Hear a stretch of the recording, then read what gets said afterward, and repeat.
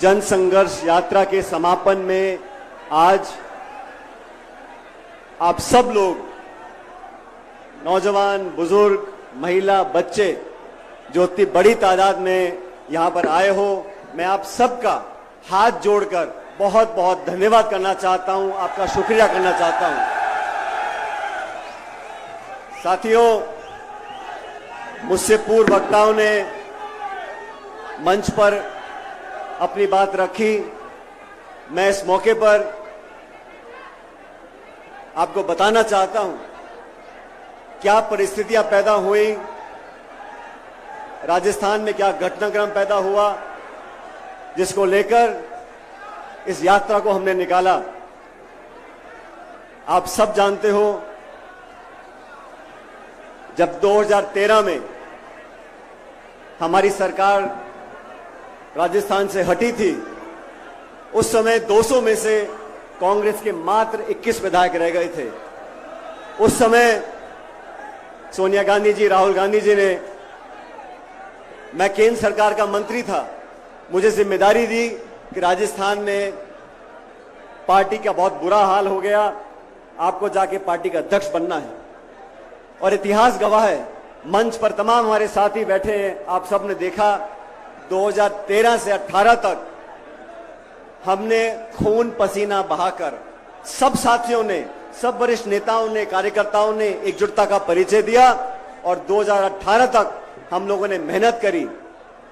इन 5 सालों में हमने वसुंधरा जी की सरकार, जो भाजपा की सरकार थी, उसका विरोध किया, कड़ा विरोध किया, नीतियों के आधार पर, शासन के आधार पर, प्रोग्राम के आधार पर और भ्रष्टाचार के आधार पर। 5 साल तक वसुंधरा जी के शासन में जो खुली लूट मची थी, जो बजरी माफिया, शराब माफिया, जमीन माफिया, भू माफिया, खान माफिया पनपा था, उसके खिलाफ हम सब ने आरोप लगाए। मैं प्रदेश का अध्यक्ष था, लेकिन तमाम नेताओं ने, सम्माननीय गहलोत साहब ने भी बढ़ चढ़कर हर मीटिंग में, हर भाषण में वसुंधरा जी पर आरोप लगाए। आरोप लगाए कि नहीं लगाए, मुझे बताओ। जब सरकार हमारी बनी, अभी हेमराम चौधरी साहब बता रहे थे, बाज आया, उसने माला किसी के गले में डाल दी। अब बाज क्या करता है हमारे हाथ में नहीं है, लेकिन जब सरकार हमारी बनी तो हमारा दायित्व था कि जो हमने कहा उसको कर कर दिखाएं। आज 4.5 साल पूरे हो गए। 4.5 साल में हम अभी तक उन वादों को पूरा नहीं कर सके जो हमने लांछन लगाया था, आरोप लगाया था, मैंने लगाया था, गहलोत साहब ने लगाया था कि वसुंधरा जी ने करप्शन किया, भ्रष्टाचार किया है।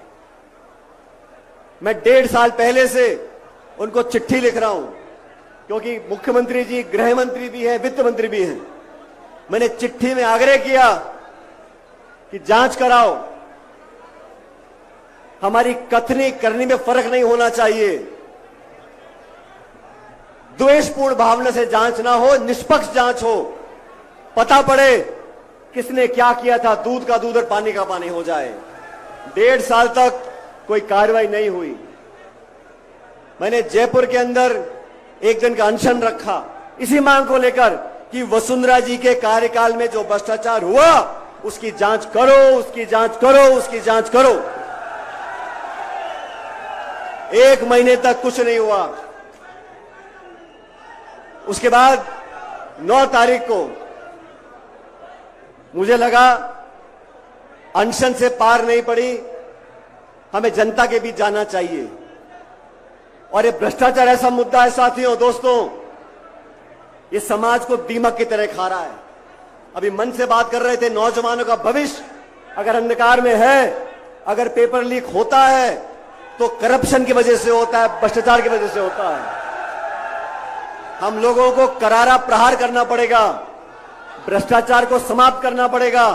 और जो धारणा बड़ी हुई है कि 5 साल भाजपा, 5 साल कांग्रेस, इस धारणा को तोड़ने के लिए हमें दुनिया को दिखाना पड़ेगा कि हम जो कहते हैं वो कर कर दिखाते हैं।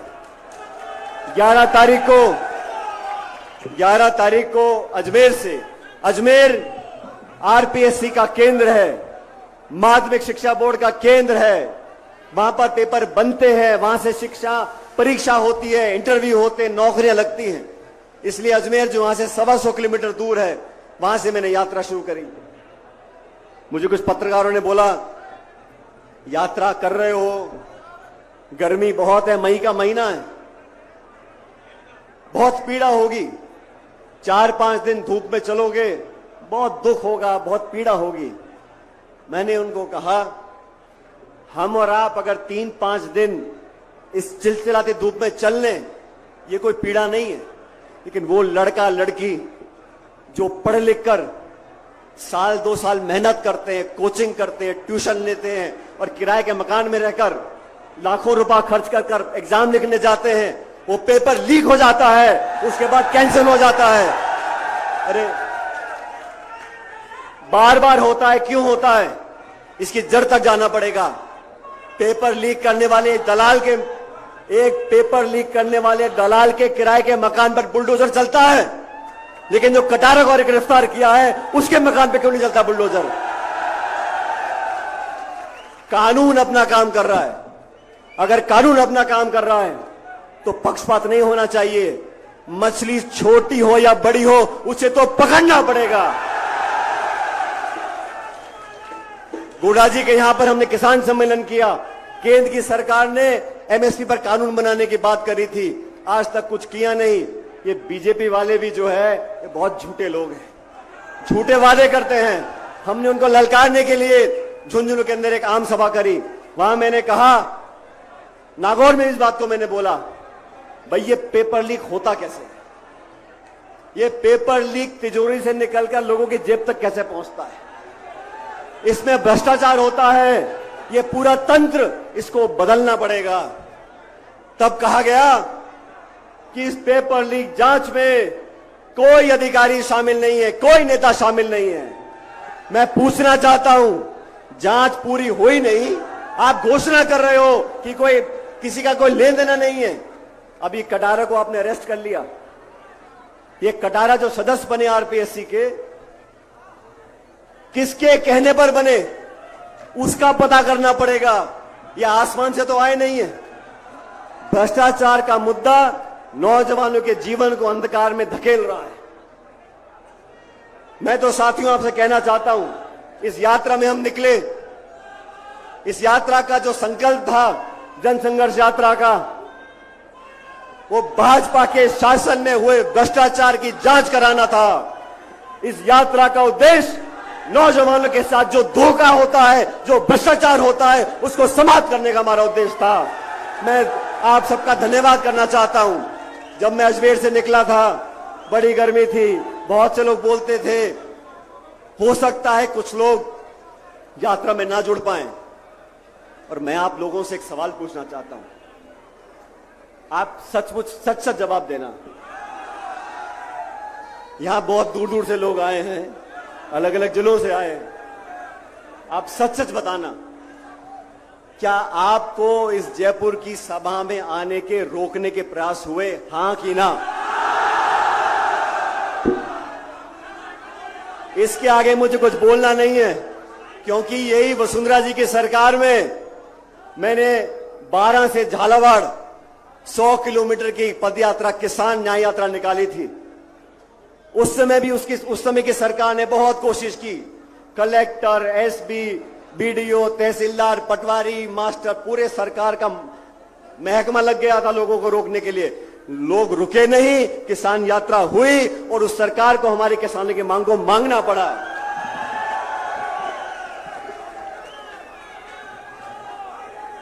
साथियों, हमारा जनसंघर्ष किसी नेता के खिलाफ नहीं है, हमारी यात्रा किसी के विरोध में नहीं है। लेकिन मैं आज इस मन से कहना चाहता हूं, हमारी यात्रा भ्रष्टाचार के खिलाफ है। हमारी यात्रा नौजवानों के भविष्य को बेहतर बनाने के पक्ष में है और हम इसमें रुकने वाले नहीं हैं। अभी आपने भाषण सुना आदरणीय हेमाराम जी का।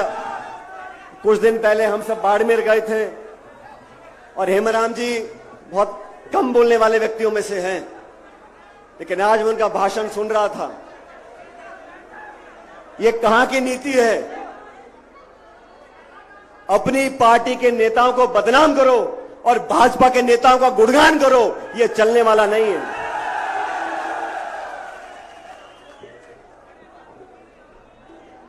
सत्ता में जब लोग आते हैं तो कोई व्यक्ति नहीं आता, शासक बैठता है कुर्सी के ऊपर, उसको तेरा मेरा करने का अधिकार नहीं, उसको पक्षपात करने का अधिकार नहीं, उसको न्याय करना पड़ेगा, कठोर निर्णय लेने पड़ेंगे। और मैं बार बार बोलता हूं, 6 महीने के बाद चुनाव राजस्थान के अंदर है। अगर हम कार्रवाई नहीं करेंगे, दूध का दूध और पानी का पानी, आजकल नींबू दूध बहुत चल रहा है, दूध का दूध और पानी का पानी नहीं होगा तो हमारे विरोधी बोलेंगे कहीं कोई गड़बड़ तो नहीं है। मैंने कभी किसी को आरोप नहीं किया, मैंने कभी किसी पे इल्जाम नहीं लगाया, और मैं आपसे पूछना चाहता हूं, मेरे मुंह से कभी किसी के खिलाफ एक बुरा शब्द निकला? मुझे बताओ। और मैं आपसे पूछना चाहता हूं, मेरे खिलाफ गाली देने में कोई कमी रखी क्या है? चुन चुन कर मुझको भला बुरा कहा गया, मेरे को कोई चिंता नहीं। आप मुझको गाली दो, अपमानित करो, आरोप लगाओ, मुझको, हमारे साथियों को इससे भी निचले स्तर के आरोप लगाओ, हमें कोई चिंता नहीं। लेकिन इस लोकतंत्र में जो आज आप सब लोग बैठे हो, आप ही गणेश हो, आप ही जनार्दन हो, और आपके आशीर्वाद से यहां पर लोग आगे बढ़ते हैं, पीछे आते हैं। किसी को गलतफहमी नहीं होनी चाहिए।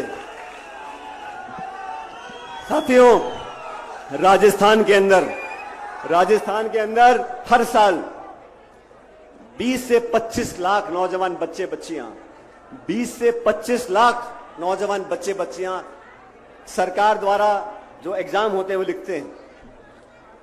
हर बच्चा बच्ची तैयारी करता है, उसके माँ बाप पेट काट कर उसके लिए पैसा इकट्ठा करते हैं। गांव से जो बच्चा आता है जयपुर पढ़ने के लिए, वो क्या खर्चा करता है किताब में, ट्यूशन में, कोचिंग में, पैसे में, खाने पीने में, कैसे कैसे पैसा इकट्ठा वो करते हैं। लाख रुपया साल का खर्च होता होगा। लेकिन मैं कहना चाहता हूं, जिन बच्चों के पेपर कैंसिल हो गए, जिनकी उम्र निकल गई, जिनके मन में मायूसी आ गई, नौजवान के मन में अगर मायूसी आ जाएगी तो देश का भविष्य बेहतर नहीं है। ये जन संघर्ष यात्रा नौजवानों के कलेजे में आग लगाने के लिए है, उनको विश्वास दिलाने के लिए है। हमें हताश होने की जरूरत नहीं है, रास्ते निकलेंगे, भविष्य बेहतर होगा।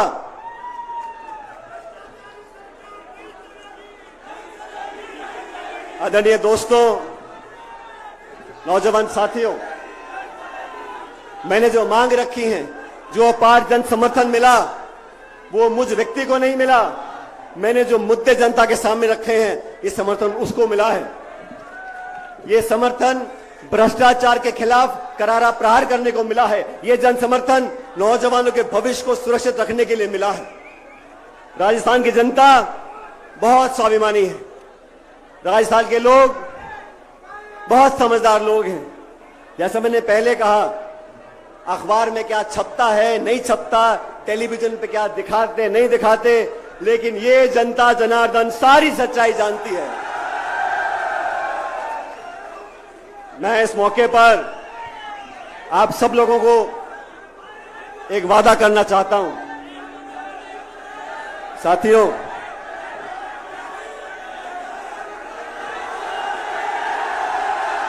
मैं आप लोगों को वादा करना चाहता हूं,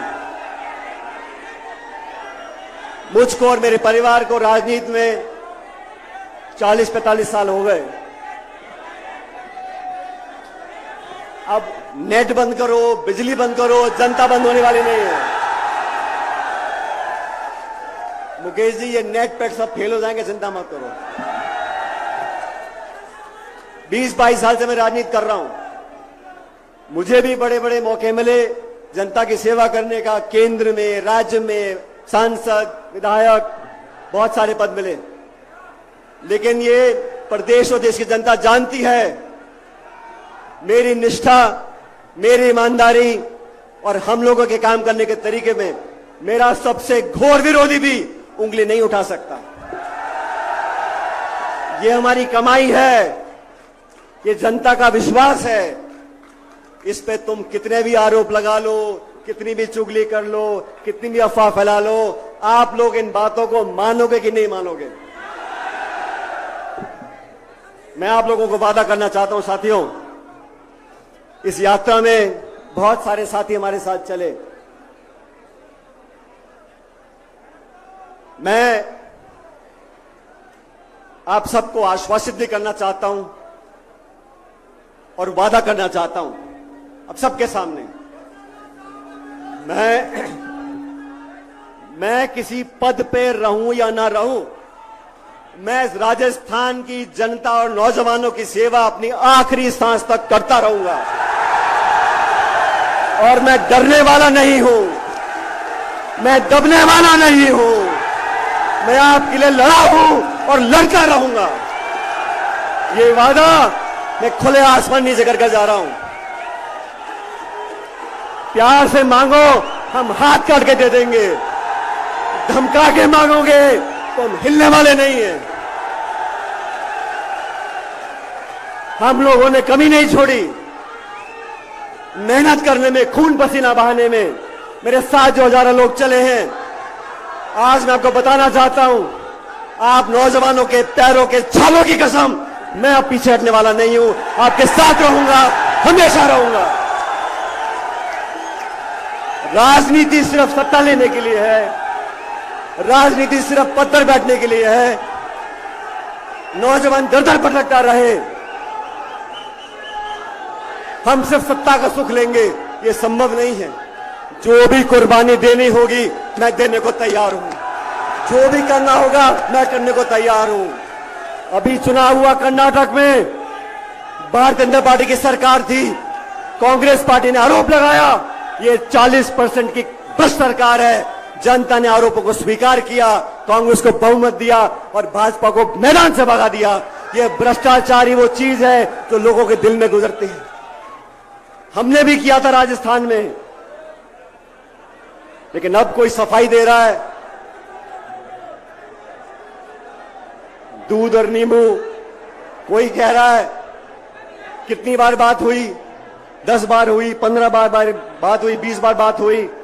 अरे मैंने तो कभी कहा ही नहीं कि मिली भगत है। मैं तो इतना कह रहा हूं कि हमने अपनी जबान से जो वादा किया लोगों के बीच में, उसको कृपया करके पूरा कर दो। जनता के बीच जाना है हमारे को 6 महीने के बाद। इतने सारे लोग यहां धूप में खड़े,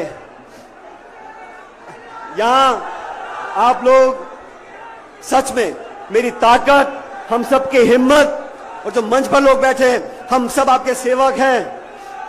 हम किसी के खिलाफ नहीं हैं, हम किसी का विरोध नहीं करते, लेकिन सच और न्याय का रास्ता, उस पर हम चलते रहेंगे। अब दोस्तों, वसुंधरा जी के ऊपर जो आरोप लगाए हम लोगों ने, उसको पूरा करने का समय आ गया। और भी वेद सोलंकी जी भाषण दे रहे थे। वेद बहुत जज्बाती व्यक्ति है। मैं वेद जी आपको बताना चाहता हूं, जिन बच्चों ने पेपर लिखे उनके पेपर कैंसिल हो गए, लीक हो गए। उन लाखों बच्चों ने अपने मां बाप के पैसों को जो खर्च किया, उनके साथ जो धोखा हुआ, उनके साथ जो नाइंसाफी हुई, अगर बच्चा मेहनत करके पेपर लिखता है और पेपर आउट हो जाता है, उस बच्चे की क्या गलती है मैं पूछना चाहता हूं। उस नौजवान ने क्या बुरा किया? इसलिए हमारी सरकार, हम लोग, ये मैं मांग करता हूं, जितने भी बच्चे हैं जो पेपर लीक से प्रभावित हैं, प्रत्येक नौजवान को आर्थिक मुआवजा देना चाहिए जो उसका खर्चा हुआ है। आरपीएससी इतनी बड़ी संस्था जयपुर में है। आरपीएससी में जो आज जो धारणा बनी हुई है कि वहां जुगाड़ चलता है, आरपीएससी में नियुक्तियां राजनीतिक दृष्टिकोण देकर की जाती हैं। किसी का भांजा, किसी का भतीजा, किसी की बीवी, किसी का घरवाला। मैं मांग करता हूं, अगर दोबारा नौजवानों का विश्वास कायम करना है, एक उदाहरण प्रस्तुत करना है, तो ये आरपीएससी को बंद करो, एक नई व्यवस्था कायम करो। आरपीएससी का चेयरमैन, आरपीएससी के मेंबर, कोई मापदंड तो हो, जान पहचान, रिश्तेदारी, किसी नेता से निकटता, ऐसे मेंबर बना दोगे आप।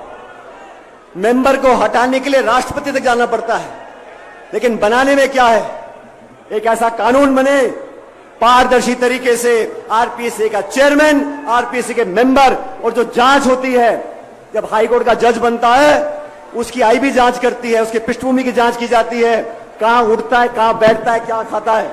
इन मेंबर्स की, जो नए मेंबर बने, उनकी जांच होनी चाहिए, और ऐसे बने, कोई साइंटिस्ट हो, कोई लेक्चरर हो, कोई प्रोफेसर हो, जिसका कोई वजूद हो, ऐसे लोगों को मेंबर बनाना चाहिए। तो आरपीएससी को भंग कर कर एक पूरा मूल चूक परिवर्तन, ये कोचिंग क्लास, ये अधिकारी, ये प्रिंटिंग प्रेस, ये आरपीएससी, ये माध्यमिक शिक्षा बोर्ड, ये जो पूरा जंजाल बना हुआ है, इसको ध्वस्त करना पड़ेगा, एक नया खाना बनाना पड़ेगा।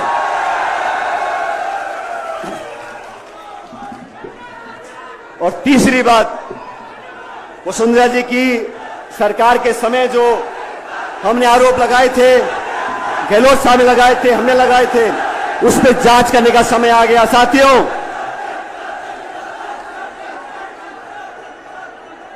उन आरोपों पर जांच होनी चाहिए।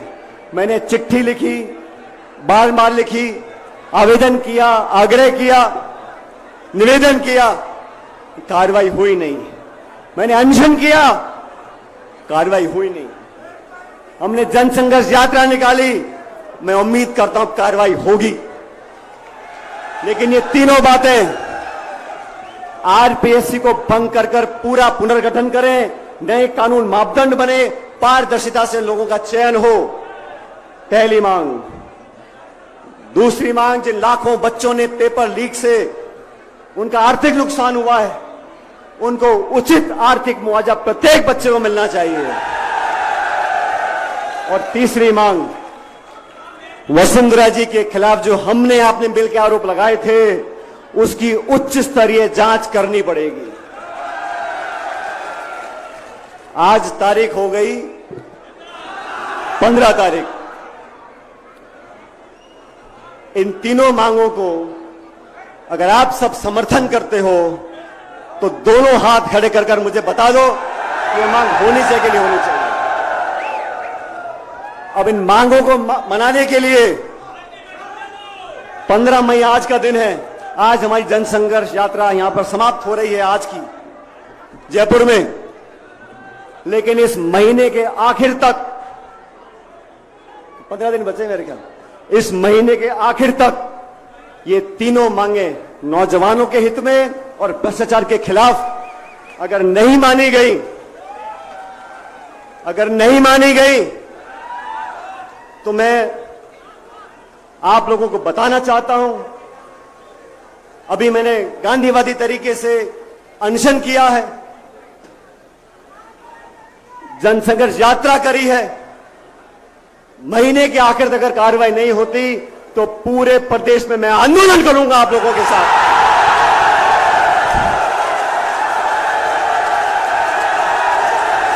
जनता के साथ रहेंगे, गांव में, डाणी में, शहरों में हम पैदल चलेंगे, जनता को साथ लेकर चलेंगे, न्याय दिलाएंगे, न्याय करवाएंगे, आपकी बात को रखते रहेंगे। और सुन लो, आप सब सुन लो, हम लोगों के पास कुछ नहीं है, हम लोगों के पास कुछ नहीं है। हम तो पैर में जूता डाल के निकल पड़े थे। मुझे उम्मीद नहीं थी कि यात्रा में कौन आएगा कौन नहीं आएगा। एक दिन की मोहलत दी थी और आप लोग पधारे हो इतनी बड़ी संख्या में। हमारे पास जो कुछ भी है, हमारी पूंजी, हमारी ताकत, हमारा सब कुछ ये जनता है। और जब हम आंदोलन करेंगे तो एक एक गांव, एक एक ढाणी में जाकर न्याय मांगेंगे और न्याय लेकर आएंगे। मेरा आप सब लोगों से निवेदन है, हम लोगों ने, मैं फिर कहना चाहता हूं,